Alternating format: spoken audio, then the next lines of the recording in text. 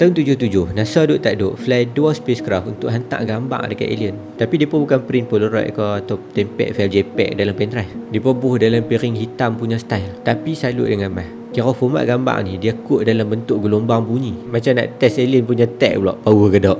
Tapi tak dah sampai ke alien pun sebenarnya. Ada dah geng-geng astronomi entusias dan programmer kat bumi duk dikod piring mas ni. Lagipun spacecraft ni NASA memang tak expect akan patah balik ke bumi dah pun. Sebab depa somehow harap kalaulah bumi kiamat ke apa ke, ada orang atau alien lah kan yang boleh tahu ada makhluk nama manusia duk kat bumi. Sebab NASA dah kira-kira dah spacecraft ni akan start sampai ke bintang baru selain solar system kita ni. Tak lama lagi dah, dalam 40,000 tahun lagi je. Jadi kemungkinan kiamat sampai dulu tu tinggi sangat lah. Tu tara speed dia 60,000 km sejam. So misi ni NASA entertain jadi macam time capsule yang Tun M tanam kat Putrajaya tu. Sampai certain masa kita nak tengok balik macam mana Malaysia dulu compare dengan sekarang. Cuma kalau Malaysia Tun M yang buka, NASA punya barang, bukan kita yang buka.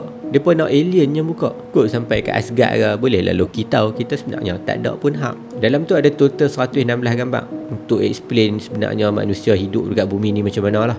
Dari gambar highway tengah jam, lukisan bintang, lakaran solar system kita, sampai ke formula matematik. Tapi NASA main politik ke? Mereka tak buh gambar perang, bencana alam dengan demonstrasi. Dalam duk nak bercakap dengan alien pun tak jujur lagi. Ada benda lain ke selain pada gambar? Macam ucapan Presiden US waktu tu, Jimmy Carter, dengan rakaman bunyi ikan paus. Mereka ada cuba nak buh lagu The Beatles dalam tu, tajuk Here Come the Suns. Tapi company recording label untuk The Beatles tak bagi sebab isu copyright. Tak guna betul.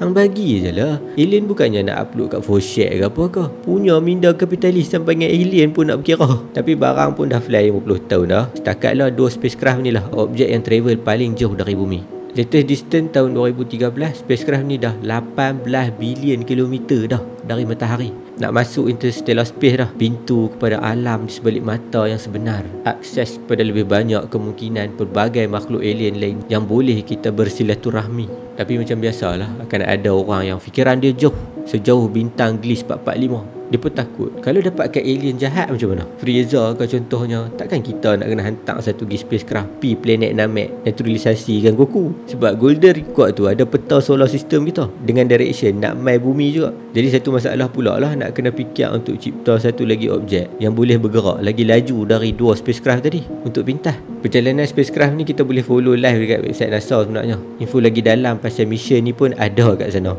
Cuma bila baca balik pasal benda ni, andai kata lah tak ada dah makhluk bernyawa macam kita dalam sebesar-besar alam semesta ni. Dan kalau ada pun lah, masih maha dahsyatnya ciptaan Allah kan. Sebab kita tersangat-sangatlah halus. Tapi kalau ada satu benda je slap dekat angkasa yang ratus bilion kilometer jarak dari kita mungkin dah betul kiamat mat. Dia macam sebesar-besar dan seluas cakrawala ni Allah seimbangkan hanya untuk bagi kita yang halus ni hidup. Dahsyat kan? So no wonder lah Allah duk tekan tanya kita, nikmat apa lagi yang kita nak dustakan tu je tak?